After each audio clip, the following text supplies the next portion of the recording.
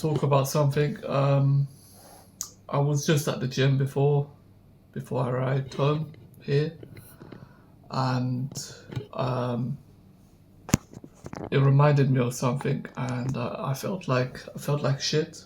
I felt bad. I felt, but like I'm unable to communicate. I'm unable to. Um, I'm not really unable, but I'm just not used to saying hi. I'm not used to being around. I don't even know what to say. Um, I'm not used to acting like a person, acting like a human being instead of the life that I had before. The life that I had before in London was very robotic, very just, I don't even know what to call it because you got to live there to actually understand what I'm talking about. Anyway, sometimes I had great moments, like I had good person to person moments, but in London in general, life was very shallow, cold, cold as in people interacting. Whenever I did see other people interacting, it was most of the time like not genuine, not deep, especially not deep. I don't know why. It was so much cut to the chase. Everything was cut to the chase to the point where nobody was talking about nothing. Only they were maybe with very, very close friends or with family members, pretty much. And for me, family was not something that some people that I could talk to very close with. I've never really had like a consistent social setting that is very close, as in a family, like my specific family. And I wish I joined like a group, and I wish I had formed my own family before, but what do you know? I'm 24, so it's not a big deal. So today, what happened? I went to the gym and I was at the door, and as soon as I was going to open the door, there was a woman next to me, probably like same age as me or maybe 2 years younger, seemed like. And she was overweight. She was like slightly obese, and I was proud of her. Like randomly, like I know it might be weird, but like it's not really weird. Some people are proud of when they see other people that are like kind of struggling. Because I've been in that situation. I've been born disabled, so I've been also struggling when I first started. And in general, everyone struggles when they start. So I could relate, and not only relating, but she has different struggles. Being overweight. I when I started, I wasn't overweight. I was actually overweight, but not like obese. Not to hers. She wasn't very very overweight, like obese, but she was. Um, these just ran out of charge. So I opened the door because I got to the keypad before her, and I think she said hi to me, like thank you and whatever. And I didn't register. I did register, but I didn't turn around and just fist bump or like no problem or anything like that, which sometimes I don't do, and I just get irritated with myself.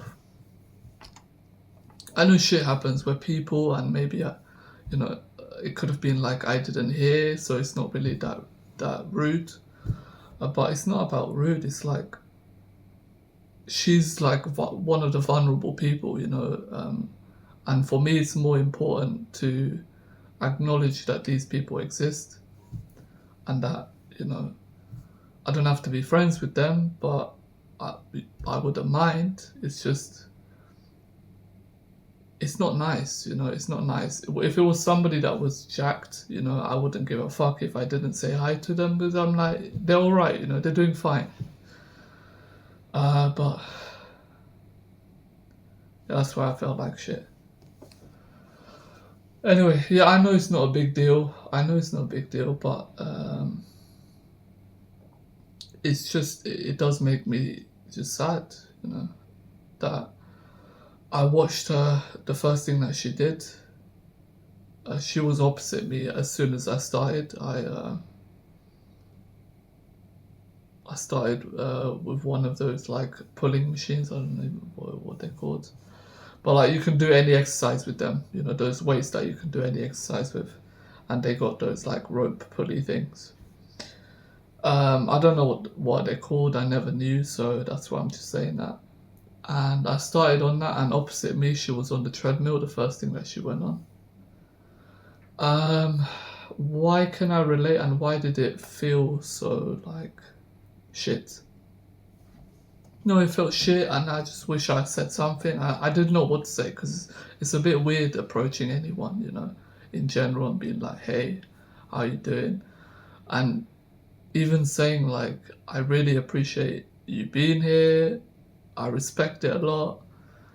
It's kind of like, that itself is kind of rude as well, because I'm like acknowledging, yeah, look at you, you're fat, and thank God you're here. It's like, better not to say anything if I was to say that, So,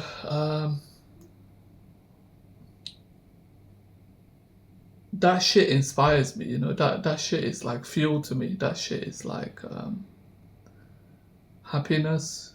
That's like, and it's also sadness. It's happiness mixed with sadness. Anyway, yeah, I saw her opposite me, and I just did my thing, and then I went upstairs and I saw her again, and like I could feel that she was lonely. I could feel that she was like, when it goes through my head, I usually think someone that is extremely obese, if they were, which she wasn't, but it's usually that they can't regulate themselves, but and they eat way too much. They can't regulate themselves. They're really, really unbalanced, and they're just ruthless to themselves too much. These people, I don't feel as bad as the ones that are not so obese and that are just in a rut. They're like in an imbalance. That's who I feel the most sad for, not the ones that are like so obese, which is kind of strange, because they're struggling more than the other people. Anyway, it's a choice. It's usually, weight is a choice. I've been in a position where I was obese myself and overweight, so I do know. For me, it was when I was about 10 years old. 8 years old to like 13, 15 years old, I was obese. And yeah, and it was, my mum gave me bad habits, and I was being reckless. I was an idiot, simple as. I was following whatever my mum was doing, and she was having crisps. She even wanted to buy me. I tried to discipline myself. That's how I lost weight, pretty much. I forced myself to discipline myself and tell her no every single time she wanted to buy snacks and whatnot. And before, I would reject many food. So she would take me specifically to only like McDonald's, and I'd just become addicted to McDonald's pretty much. And I just non-stop won McDonald's when I was like 8 years old, 10 years old. And it was shit. And if it feels degrading, it feels like dehumanizing even. It's like a process of dehumanizing. It's, even though, you're like well, thankfully you ate food. For me, at that young age, I have a personal opinion, and I right by stand by it. I don't think McDonald's is proper food. I don't think it should be, given as a substitute of food in general. Uh, and crisps and all that shit, because it doesn't count as food in my opinion. Like, I don't care what your opinion is here, but that's how it was. And so she might be going through something similar. She might be having a tough time at home. Usually when you're stressed and you're having a tough time and someone's abusing you, you treat yourself like shit. And it's very, very hard to be real with yourself. It's very, very hard to be honest, not only inside but also outside, and like put in the discipline and put in the work week by week. It doesn't have to be day by day, week by week, consistently. It's extremely difficult, and the worst part of it is, like, the one that irritates me the most is loneliness. Going through that journey all by yourself hurts a lot, and it put me in perspective that, guys, most of us that are like lonely and in that similar kind of situation where we have problem at home and we need to lose weight, we can do it ourselves. Most of us, I believe 70% of us, we're going to be all right. 80% of us, guys, especially men, we're going to be fine. But women, they are vulnerable. It doesn't mean that it's an excuse and that all women should just be watched out for. But in general, a woman is more vulnerable than a guy. Emotionally, they will get more fucked up than a guy will get with the same treatment. So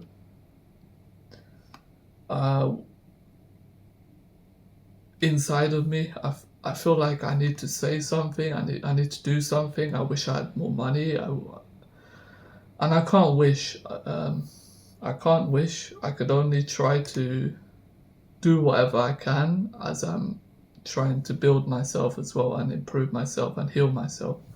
Right now, I'm in a bit of a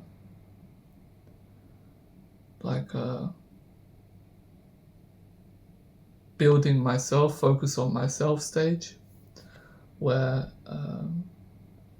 for the first time I'm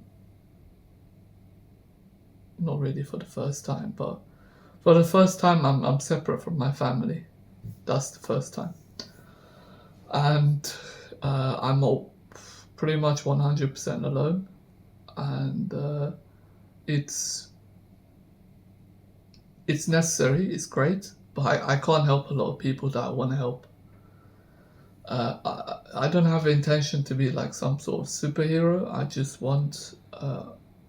I don't want these lonely moments, because I went through them, and the lonely moments are really, really tough. I can only imagine how tough it is for her right now. And for women in general, to be neglected. The ones that are popular, they are spoiled. Some are spoiled, not all of them, but they got so many options. They have so many options to improve.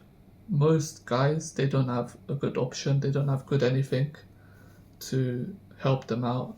The government doesn't help them out. Everything is against usually guys. So that I'm not talking about. I'm talking about the women that are not getting any attention. Nobody wants them. And they might be ugly, they might be disabled, they might be overweight.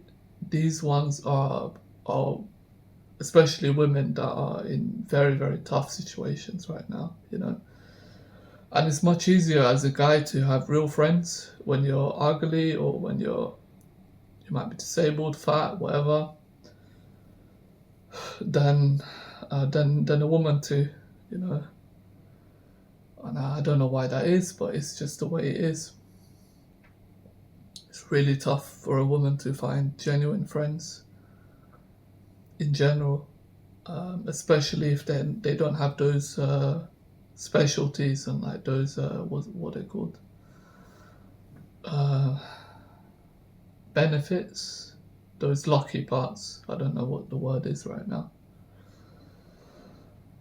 Yeah, so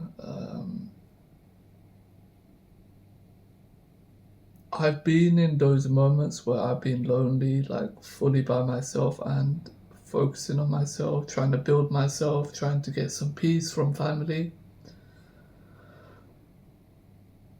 I can only imagine that it's way harder for a woman like her. That is, it's way harder, I'd imagine, you know. And I know how somewhat it feels, you know. People shouldn't go through this alone. Um, if I could make a change around me in general, I would. This would be one of my primary things I'd change. You know, I'd I'd try to bring people together that need it the most. um, that's about it.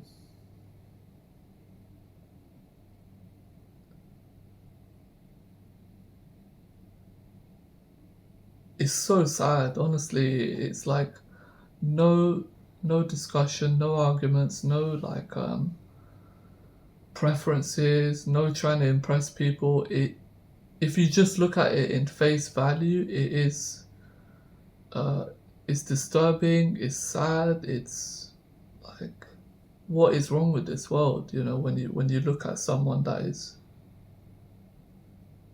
when you see someone who's overweight, it doesn't just mean it's their fault. Okay, it can be genetics and whatnot, whatever. And that we all have a choice. We all have a choice. We can all lose weight. Uh, but it's that feeling like you're trying, you know, trying your best and trying again and again, and still not being enough. It not being enough because when you have so many problems, even when you try your best at trying to lose weight, for example, it's it still doesn't give you the results that if you were free would get. You know, if you were free, you'd be able to lose weight way more easier than if you have so many problems. Yeah, yeah, that's pretty much it. We all got problems, but this is ones that I would want to change. I would want to do something about. But I'm kind of stupid. Like I don't right now have the right info to make these big decisions, and I don't have the right people around me. I don't have the resources right now. Anything's possible, you know. If I put my mind to it, it is possible. I'm just trying to focus on myself right now, and uh, this kind of thing just irritates me, and just and it's weird. It's weird because I can't hug this person. I can't say hey, you know, I appreciate you. I can, by the way, I could say that for example. But when I lose like the opportunity, I'm not used to randomly just approaching someone and then being like, "Hey, I seen you over there. What's your name? How you doing? Um, you inspire me." Blah blah blah. Like it's just like it's big words, you know. You just want to be chill with someone and get to know them rather than you know puffing them up uh, or like giving compliments that just feel like you know you feel bad for me, that's why you're giving compliments, and that's not something that I want really for myself, and I can just imagine that it's not really good. Better to even be alone and be like a warrior instead. We are all together, but we're all lonely, you know. especially the country that I live in, where we all have like, and I'm not expecting everyone to be just fucking together, living inside of a room, like just like a harem or something like that. I think that's what they're called. In the past, there used to be like in the Ottoman Empire, there used to be a bunch of people that used to live in one house, including the king, servants and everyone, like a mega mansion, and like fucking 500 people would live there. I'm not expecting something like that. And I don't even think that would be so healthy. It's just our lives are so isolated yet together, you know. And it's scary because for me it feels like that's not natural. It's not supposed to be this way. We're not supposed to be so just hyper focused on whichever direction that we want to go, rather than you can go in your own direction, but you can also, you know, be with, you know, someone as you go in that direction, you know. Yeah. It's like,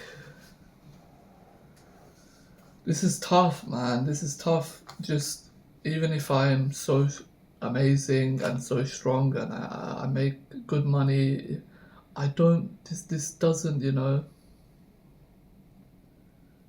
it's nowhere near as important as this, because this is like the fundamental that is part of being a person, being like us, born and dead.